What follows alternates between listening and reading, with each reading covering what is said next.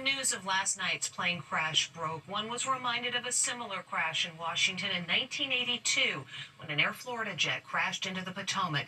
That crash happened in the middle of a very snowy day in January when the jet, weighed down by ice, couldn't get airborne and crashed into the 14th Street Bridge. Unforgettable. This happened 43 years ago. The date was January 13th, 1982. It was 4 p.m. when Air Florida Flight 90 crashed into the 14th Street Bridge just 30 seconds after takeoff from Reagan National Airport during icy conditions. The Boeing 737 ended up in the Potomac River just like last night's tragedy. 74 passengers and crew perished in the 1982 crash. Looking over the rail at the wreckage, I could see people floating in the water dead.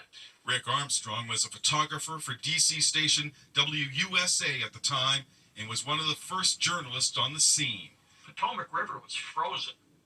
It was solid ice, and the plane went through the ice and broke up. Miraculously, 5 people survived. Their jaw-dropping helicopter rescue had the nation transfixed. Flight attendant Kelly Moore was plucked to safety. Back in 1997, Inside Edition interviewed survivor Joseph Stiley. I think all my ribs got broken from being pulled into that ice by that toe, and eventually I lost Priscilla. He held on to another passenger as they were being pulled to safety by a chopper, but lost his grip.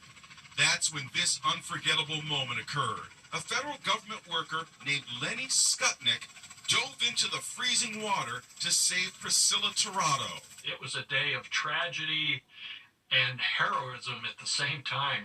Skutnik became a national hero.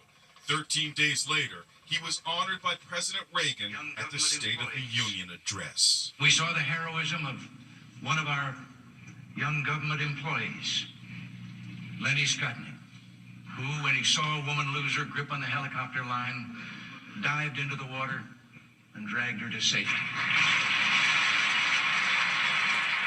So where is that hero Lenny Skutnik today? He's now 71 and living in a retirement community in the Washington area where he spends his time fishing. He deserves it.